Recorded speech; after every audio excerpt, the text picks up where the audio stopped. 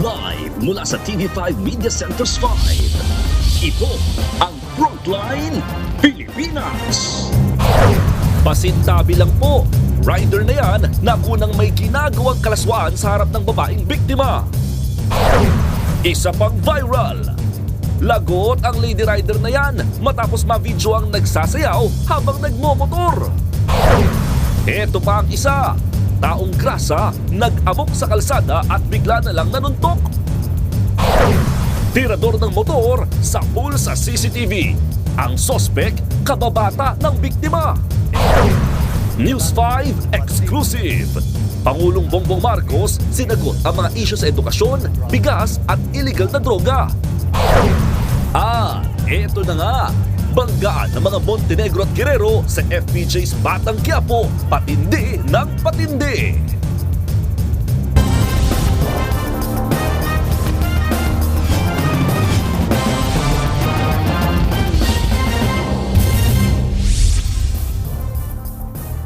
Sa pool sa CCTV, ang pagnanakaw ng motorsiklo sa Quezon City. Ang biktima at suspect magkababata pa naman. Depensa ng motor napper, nagnakaw siya para may magamit pauwi ng probinsya. Nasa frontline ng balitang yan si Hannibal Talete. Unang nakunan ang lalaking yan na may bitbit na helmet sa barangay Escoba 3 sa Quezon City. Sa isa pang kuha, nakasakay na siya sa nakaw na motorsiklo. Kinaumagahan, saka lang nalaman ng may-ari ng motor ang pagnanakaw. Agad siyang nagsumbong sa barangay. Sa tulong ng CCTV, namukhaan ang motor napper. Ang plot twist, magkababata ang biktima at suspect. Sir, ayun nga yung motor ko, sir. Ayun, sir. Sa follow-up operation, naaresto ang suspect sa San Jose del Monte, Bulacan. Nang mabawi sa kanyang motor, wala na itong plaka. Aminado naman sa krimen ang suspect. Ginamit ko lang po yun kasi po gusto ko po umuwi dun sa amin sa Bulacan. Eh, paano ka ba sa may-ari? Hindi po. Anong tawag doon? Pag nanakaw po. Nahaharap siya ngayon sa reklamong paglabag sa new anti-carnapping law. Nagbabalita mula sa frontline. Hannibal Talete, News 5. Nanlaban at nanapak pa ng operatiba ng NBI ang isang Chinese na nahuli sa Parañaque. Ang suspect sangkot umano sa scam hub. Nasa frontline ng balitang yan, si Elaine Fulgencio. Na-corner sa entrapment operation ng mga ahente ng NBI Criminal Intelligence Division ang dalawang Chinese sa loob ng isang gusali sa Parañaque. Nang akmang pupusasan, biglang nanlaban ang isa sa mga Chinese. Nakipagsuntukan sa isang NBI agent. Umawat naman ang ibang operatiba kaya napusasan din ang sospek. Pero nagkasugat ang ilang ahente. Nagulat kami, bakit lalaban ito? Tinamaan tuloy yung isang abogado natin, nasa paksa mukha. Sabi ko, hindi na pwede yan. Sige, isubdue nyo, whatever. Tingnan nyo kung may baril yan, kunin nyo. Ayon sa NBI, dinampot ang dalawang sospek matapos ereklamo ng kapwa Chinese. Nagpasaklolo raw ang biktima matapos makatakas sa isang scam hub. Gusto na raw sanang bumalik sa China ng biktima. Pero inipit at kinikilan siya ng 35,000 pesos ng scam hub kapalit ng kanyang passport. Pag ang passport, wala dun sa mga tao, sa mga scam personnel, hindi agad-agad makakaalis yan. Ayon sa NBI, parehong tauhan ng scam hub ang dalawang sospek. Nakakulong na sila sa NBI Detention Facility at mahaharap sa mga reklamong robbery extortion at pananakit sa otoridad. Nagbabalita mula sa frontline, Elaine Fulgencio, News 5. 5 sugatan matapos sumalpok ang pick-up sa isang truck sa Bantay, Ilocos Sur. Dire-diretso lang ang takbo ng pick-up na yan hanggang sa napunta ito sa kabilang lane. Sumalpok ito sa kasalubong na truck. Depensa ng driver ng pick-up, may kinukuha siyang gamot habang nagmamaneho. Nakalabas na ng ospital ang mga sakay ng pick-up. Makikipag-areglo na lang daw sila sa driver ng truck. Susunod, tatay na umawat sa anak niyang nagwawala, pinagsasaksak hanggang mapatay. At pangarap na matangos na ilong, sumablay dahil peke ang mga cosmetic surgeon. Abangan ang lahat ng yan sa pagbabalik ng Frontline Pilipinas.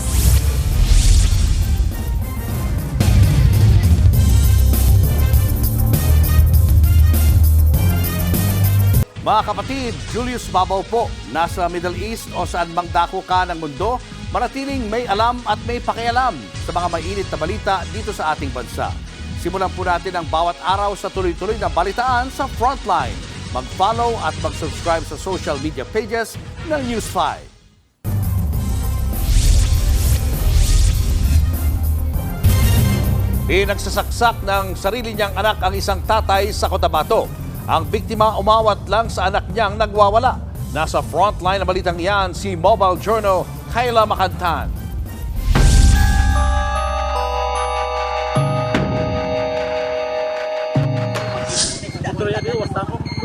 Alas 7 ng umaga nitong Lunes, rumesponde ang mga otoridad sa Barangay Sentrala sa bayan ng Suralia. Dinat na nilang naliligo na sa dugo si Hernan, 59 anyos. Ayon sa mga testigo, pinagsasaksak si Hernan ng 33 anyos niyang anak na si alias Bonbon. Nagwala raw kasi ito habang may bitbit na ice pick. Naagaw naman ito ng biktima. Tumakbo ang sospek sa bahay ng kanyang lola at nakakuha ng kutsilyo. Ang sospek, naabutan pa ng mga pulis sa bahay ng biktima, kaya agad din na aresto.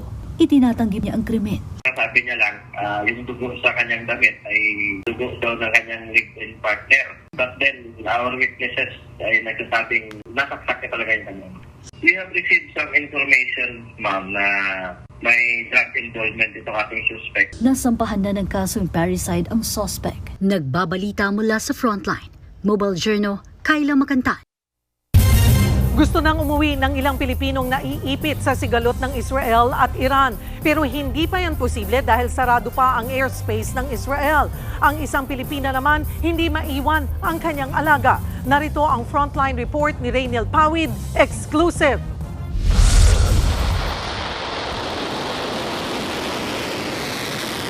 Nagpakawala ng mga missile ang Iran Islamic Revolutionary Guard Corps. Ang target, ang Israel. Hindi naman nagpatalo ang Israel. 6 na pong aircraft nila ang umatake sa Iran. Sa pool ng airstrike ang isang gusaling nasunog. Kaya ang Iran nag-activate na ng kanilang air defense system. Habang ang defensive missile interceptors ng Israel, tila humihina naman. Sa tindi ng bakbakan, pati ang Lebanon na hindi naman kasali sa gulo, nadadamay ng missile na tumatawid hanggang sa kanila. Nag-viral nga ang isang kasalan doon kung saan kita ang palitan ng missile attack. Isa pang damay sa gulo ang mga Pilipino sa Israel at Iran. Gaya ng OFW sa Tel Aviv na si Nonami. Hindi niya maiwan ang higit 1 dekada na niyang alaga na si Aba, 71 years old at bedridden. Isa ito sa mga dahilan kung bakit ayaw pa niyang umuwi ng Pilipinas sa kabila ng sigalot. Konsensya ako, sabi ko nandun ako na nagtatago, ikaw ay naiiwan dito, sabi ko. Isa si Nonami sa higit 30,000 na Pilipino sa Israel. 150 sa kanila ang gusto nang umuwi. Meron ding isang Pinoy sa Iran na nagpapa-repatriate.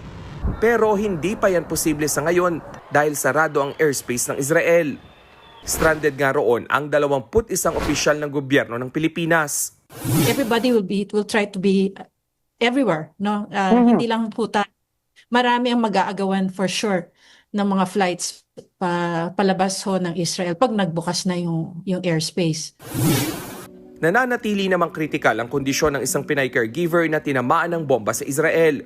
Walang Pilipinong nasawi sa airstrike pero 224 na ang patay sa Iran habang 24 naman sa Israel. Nagbabalita mula sa Frontline, Rainiel Pawid, News 5. Showbiz, eto na nga! Mga kapatid, eto na nga ang mga maiinit na showbiz balita ngayong Miyerkules. In his political era na nga talaga si Tanggol Coco Martin sa nangungunang primetime show ng bansa na Batang Quiapo. Panahon na para magkaroon ng pagbabago sa sistema ng buong Pilipinas. Sa ating politika! Pero habang nag-uumpisa ang kampanya niyang tumakbo bilang mayor ng Maynila, lalo ring tumitindi ang laban niya kontra sa Guerrero family. Dahil sa gulong yan, malalagay sa peligro si Tanggol. Pero si Tanggol, walang planong umatras sa laban. Paano nga ba gaganti ang mga Montenegro sa mga Guerrero? Ang banggaan ng mga angkan, abangan mamaya sa FPJ's Batang Quiapo sa Todomax Primetime ng TV5. Susunod, taong grasa na nag-amok sa kalsada ng agaw ng pagkain at nanuntok pa. At sa pulsa video, bastos na rider gumagawa ng kalaswaan habang nasa kalsada. Yan at iba pa sa pagbabalik ng Frontline Pilipinas.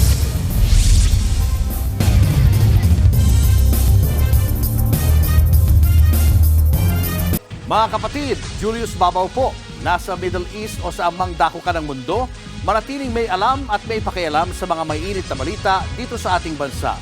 Simulan po natin ang bawat araw sa tuloy-tuloy na balitaan sa Frontline. Mag-follow at mag-subscribe sa social media pages ng News 5. Aminado si Pangulong Bongbong Marcos na napabayaan ang kalidad ng edukasyon sa bansa. Pati ang K-12 program, dagdag gastos lang daw sa mga magulang. Narito ang aming exclusive report. Sa ikalawang bahagi ng aming exclusive one-on-one interview kay Pangulong Bongbong Marcos, tinalakay ang tungkol sa edukasyon, partikular ang senior high school curriculum. Senator Jinggoy wants to scrap it. Pero si Senator Win Gatchalian naman po, ang sinasabi niya ay to reduce yung college years instead. Ano po ang stand nyo dito?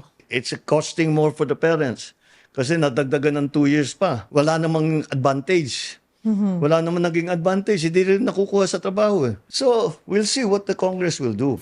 Aminado ang Pangulo na marami pang kailangang ayusin pagdating sa sektor ng edukasyon. Unang-una, classroom. Sipin mo, 160,000 ang kulang natin na classroom. Ano nangyari yun? Basta't pinabayaan na lang. Pinabayaan talaga ang education. That's what happened. Ayon kay Pangulong Marcos, katuwang ng gobyerno ngayon ang pribadong sektor sa pagpapatayo at pagsasaayos ng mga paaralan sa buong bansa. Kanina, personal na ininspeksyon ng Pangulo ang nasunog na San Francisco High School sa Quezon City. Ipinag-utos niya ang agarang pagsasaayos nito. Bukod naman sa mga paaralan, nais din ni PBBM na pagaanin ang trabaho ng mga guro. Binawasan natin ang kanilang administrative duties. Then we hired many more teachers. And then we have put in place a program for the retraining, re-education of our teachers. Pabor dyan si DepEd Secretary Sonny Angara. Very systematic tayo ngayon at results-based. We gave AI tutors to our teachers also so they can check if what they're teaching is correct. They can check themselves. Sa usapin ng K-12 program, ayon kay Secretary Angara, nakasalalay pa rin sa Kongreso kung tatanggalin ang dagdag na 2 taon sa programa. Ang hiling niya, dagdag na pondo. Susunod, bastos na rider inilabas ang kanyang ari at buwa ng kalaswaan sa gitna ng kalsada. Ang paandar ng babaeng rider na nakunang kumikembot habang nagmumotor, lagot sa LTO. At pangarap na gandang mala-Korean, sumablay dahil sa mga peking cosmetic surgeon. Tutok lang mga kapatid, magbabalik pa ang Frontline Pilipinas.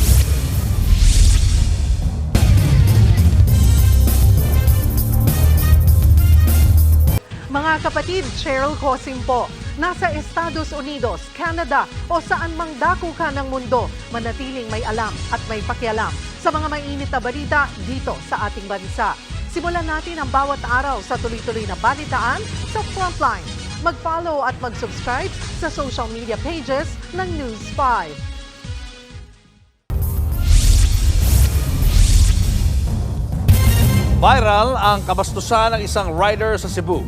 Sa harap ng isang babae, inilabas ng rider ang kanyang ari saka gumawa ng kalaswaan. Hindi pa siya natinag kahit binibidyo na siya sa kalsada.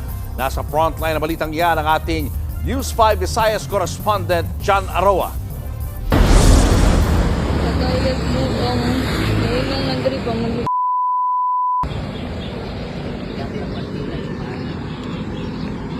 paluod tawana.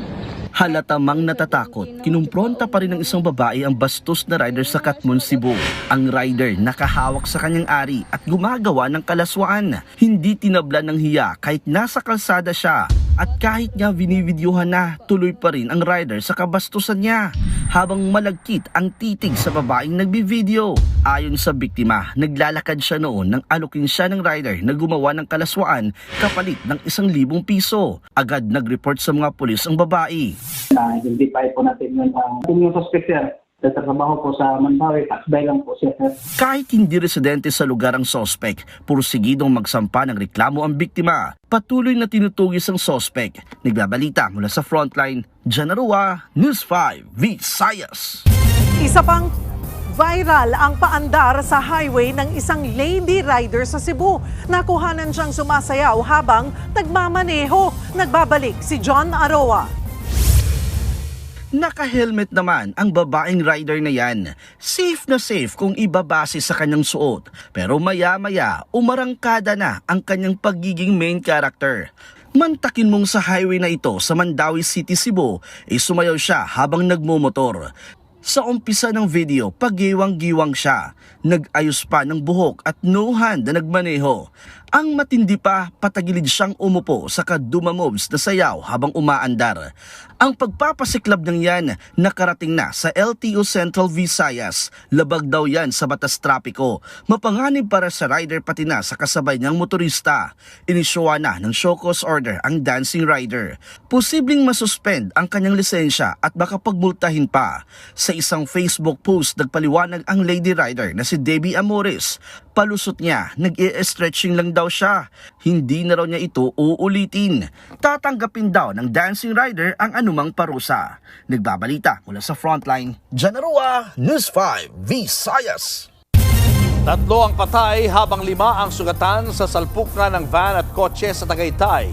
Sa kuha ng CCTV sa bypass road sa Barangay Zambal, makikita ang kotse na biglang sinalpok ang kasalubong na van.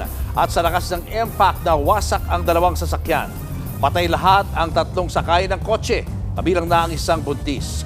Sugatan naman ang 5 sakay ng van na nasa edad 17 at 18. Base sa investigasyon, nakainom ang mga estudyanteng sakay ng van, nakaka-graduate lang at nagkayayaang mag-road trip sa Tagaytay. Naharap ang driver ng van sa mga reklamong multiple homicide, damage to property at multiple physical injuries. Nag-amok na napak ng rider at ng agaw pa ng mga pagkain ang isang taong grasa sa Consolacion, Cebu. Nasa frontline ng balitang yan, si John Aroa. Biglang pumasok sa fast food restaurant sa Consolacion, Cebu ang taong grasang yan. Nanguha siya ng pagkain. Nagulantang ang mga customer pero agad ding umalis ang lalaki. Sa isa pang video, dito na nakunang nag-amok ang taong grasa. Habang bitbit ang plato mula sa fast food restaurant, tumakma naman siya ng pagkain sa isang karinderya. Dito na rin niya binato ang plato saka tumakbo palayo. Nang makita ang nakaparadang rider, bigla niya itong sinuntok sa likod. Pagdating sa kanto, pinagsasapak naman niya ang lalaking nakaupo. Walang nagawa ang mga residente kundi umiwas sa nag-aamok na lalaki. Nang makarating naman siya sa isa pang karinderya, muling nang agaw ng pagkain ang lalaki. Hindi nagtagal, dinampot ang taong grasa. Ayon sa Consolacion Police Station, may kapansanan ang lalaki. Hindi rin daw nagsasalita kaya hindi nila malaman ang pagkakakilala nito. Pansamantala muna siyang dinala sa ospital. Nagbabalita mula sa Frontline, Janarua, News 5, Visayas. Gandang pangkoreana ang gustong ma-achieve ng ilang customer ng isang cosmetic clinic sa Makati City. Pero sa halip na gumanda, pumangit sila dahil bogus ang doktor. Nasa frontline na balitang yan si Brian Castillo. First na, you buy YouTuber ng Philippine Law, Naabutan ng mga pulis ang 2 Vietnamese na nakasuot ng medical scrubs sa isang condominium sa Makati City. Huli sila sa aktong illegal na nag-aalok ng cosmetic procedure o pagpapaganda.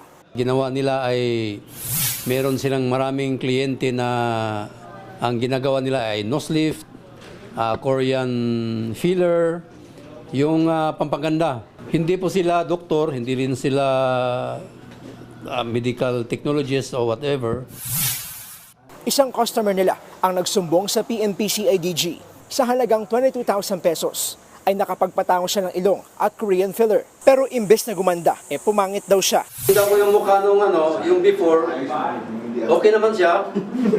Delikado yun kasi hindi natin alam kung ano yung mga klase ng mga gamit na ginagamit nila.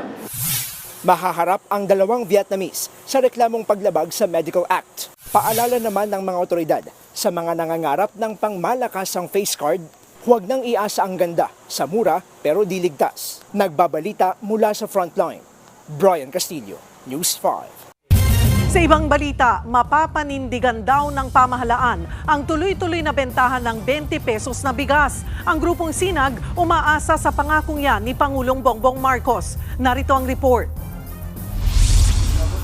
Mayo nang simulang ibenta ang 20 pesos na bigas sa mga kadiwa store. Pangako ito ni Pangulong Bongbong Marcos noong kampanya. Pero marami ang bumatikos dahil malabo raw itong mapanindigan.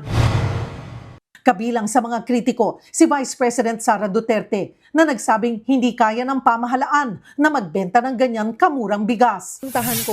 Sa exclusive one-on-one interview ko kay Pangulong Marcos, kumpiyansa siyang magtutuloy-tuloy ang 20 pesos na bigas. Our production is slowly going up. Since our production is already going up, bababa ang cost of production. Since bababa ang cost of production, ang pagbenta, kung bibili ang NFA, ang pagbenta ng NFA, pababa ng pababa. That's why I'm so confident masabi sustainable. Magagawa po kaya yan bago matapos ang inyong termino? Magagawa yan. We did it before already. Nag-export na tayo ng bigas So why not do the same thing again? It's really, you help the farmers. Sang-ayon naman ang grupong Sinag na tumaas ang produksyon ng palay. Hindi raw tayo gaanong apektado ng El Nino, hindi gaya noong nakaraang taon. Sa huli, umaasa rin sila na mapaninindigan ang 20 pesos na bigas. Pero may dapat daw gawing hakbang ang pamahalaan. 20 peso rice, yung palay mo dapat mapoproduce ng farmers natin at 8 pesos per kilo. Right now, it's 14. Kaya artificial yung pag-push ng 20, which is good, and we're supporting efforts na pababain ang presyo ng bigas para makinabang consumers, pero sustainable siya in the long run. Tiniyak naman ng Pangulo na hindi pababayaan ng gobyerno na malugi ang mga magsasaka. Napakahirap na maging magsasaka. Ang hirap na buhay yan. Ang bigat ang trabaho niyan. Nauubos yung, tumatanda ka na maaga dahil sa nagsasaka ka. We have to support them. So, kahit ano pa ang mangyari sa presyo ng bigas na ipinagbibili natin sa mga palengke, hindi natin ibababa ang buying price ng NFA. Never bababa yan.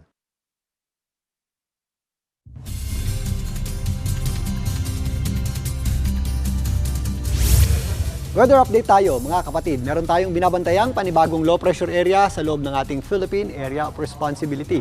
Ito po ay huling namataan ng Pag-asa sa layong around 170 kilometers west o kanlurang bahagi ng Bacnotan, La Union. Kung maalala nyo, meron tayong low pressure area na binabantayan nitong nakaraang araw. Nalusaw po ito at ngayon meron tayong bagong low pressure area. Pero yan po ay isang general area lamang na parte ng ating tinatawag na easterlies o yung ating tinatawag na easterly wave. Katangian po yan ng isang mahinang weather system, minsan erratic po o pabago-bago ang nature at lumilipat-lipat or tumatalon-talon yung kanyang gitna. Pero ito pong binabantayan nating sama ng panahon ay hindi po natin nakikitang maging isang ganap na bagyo. Yan po ay kikilos lamang papunta dito sa may West Philippine Sea or posible rin pong malusaw. Pero dahil dito sa ating low pressure area, meron po tayong mga pagulan sa malaking bahagi ng Luzon. Asahan po natin ang mga posibleng thunderstorms sa mga areas ng Ilocos Region, kasama po dyan ang La Union at Pangasinan. Meron din tayong mga posibleng scattered o kalat-kalat na pagulan sa mga kabundukan ng Cordillera, kasama po dyan ang Benguet at Baguio City. Ganun din po ang ating aasahang panahon sa malaking bahagi ng Central Luzon, particularly nag-shift na po yung ating mga pagulan dito sa area ng Zambales at Bataan. Meron din tayong mga posibleng pagulan sa area ng Calabarzon, kasama po dyan ang Cavite at Batangas, maging dito sa area ng Mindoro, Occidental at Oriental Mindoro, kasama na rin po dyan ang hilagang bahagi ng Palawan. Dito sa Metro Manila, patuloy po tayong makakaasa ng maulap na panahon at posible rin po yung ating mga pagulan. Kaya sa mga pauwi pa lamang, galing trabaho at opisina, mag-ready po tayo ng payong o anumang pananggalang sa ulan. Bukas, mababawasan po yung ating mga pagulan dulot ng ating low pressure area. Pero again, ugaliin pa rin po natin ang pagdadala ng payong dahil uso po ngayon yung ating mga afternoon showers o yung mga pagulan tuwing sumasapit ang hapon at gabi. At yan muna ang latest sa ating lagay ng panahon. Muli, ako po ang inyong weather frontliner, Alvin Puran, na laging may panahon para sa inyo. Nahirapang huminga at nagmanas ang isang lalaking nalaso ng kinain niyang tulingan. Nasa frontline ng balitang yan si Mobile Journal, Jazz Paredes. Tanghali noong June 2, nag-crave daw sa tulingan si Raymart. Sakto may nakastock sa freezer, kaya niluto na niya ito. After 15 minutes sa pagkakain ko ng tulingan, medyo may bigat na sa dibdib ko. Tapos biglang uminit yung katawan ko. Lumala pa ang pakiramdam niya. Hinahabol ko na yung hininga ko na gano'n na ako huminga. Tapos ang init-init ang pakiramdam ko, yung mata ko parang luluwa na sa sobrang init. Namamalas na yung balat ko. Tapos yung mata ko blood red na. Agad siyang sinugod sa ospital. Dito na pag-alamang nagkaroon siya ng scombroid fish poisoning. Ito yung mga klase ng isda na talagang mabilis mag-accumulate yung histamine. Kapag nga nakain ito ng tao, talagang nangyayari na nagkakaroon ng allergic reaction. Kasabay niya, nagpaalala na rin ng BIFAR sa kahalagahan ng tamang handling ng isda. Hindi ibig sabihin kapag may yelo na ay hindi na sariwa. Maling konsepto po yun. Ang isda po, ideally, kapag hinuli, kailangan may yelo na kaagad. Doon natin masasabi na mapiprevent nito yung histamine formation doon sa isda. Sa anumang craving, siguraduhin fresh at malinis ang anumang kakainin. Nagbabalita mula sa Frontline, Mobile Journal, Jazz Paredes. Sa iba pang balita, aminado si Pangulong Bongbong Marcos na talamak pa rin ang problema ng bansa sa iligal na droga. Sa eksklusibo naming panayam sa Pangulo, sinabi niyang itinalaga niya si General Nicolas Torre III bilang bagong PNP Chief dahil kumpiyansa siyang kaya nitong tugunan ang problema sa kriminalidad at paglaganap ng droga. Naniniwala si PBBM na epektibong leader si Torre. Katunayan, may direktiba na ang Pangulo kung paano susugpuin ang iligal na droga. Yung hulihin niyo yung malalaki at saka puntahan ninyo yung kung saan pumapasok. Yun ang isara natin. And we're slowly doing that. Eto ngayon, sinabi ko sa Coast Guard at saka sa PNP, bantayan na ninyo kasi ayokong bumalik sa merkado yan. Sirain na ninyo kagad as quickly as possible. Showbiz, eto na nga! Mga kapatid, eto na nga. Nothing but good memories at solid na friendship. Yan daw ang mahalaga para kay Daniel Padilla. Ngayong nalalapit na ang pagtatapos ng action seryeng Incognito. Nasa frontline ng balitang yan, si MJ Marfori. Akala ko bumalis na ang kapatid mo. Blessed in his 30s si Incognito star Daniel Padilla. From a major Rolling Stone cover to new negosyo hanggang sa namamayagpag na primetime show. At speaking of Incognito, fresh from Marawi ngayon si DJ. Naglabas na rin ang show ng kanilang bagong yugto poster na may tagline na Welcome to the beginning of the end. Matatapos ng Incognito soon, pero hindi raw malilimutan ni Daniel ang friendship na nabuo nila na set for life na. Solid lang ng cast kasi siguro actually even yun nga the staff, the crew dahil hindi rin biro yung mga shoots namin, you know. Sa hirap, sa ginhawa, magkakasama kami lahat. Kami ang nag-aakbayang kapag nahihirapan na lahat. Kami nagtatawanan pag masaya ang lahat. Alam mo yun, so iba lang yung nabuo naming grupo dito sa show na ito. Napapanood ang Incognito weeknights sa TV5. Nagbabalita mula sa Frontline. MJ Marfori, News 5. At yan nga po ang ating mga showbiz update ngayong Miyerkules. See you tomorrow mga kapatid. Ako po si Jervy Wrightson. Yan po, mga balita at impormasyong dapat niyong malaman sa araw na ito. Mga balita para sa mga may alam at may pakialam. Kami ang inyong mga kasangga sa Frontline Pilipinas.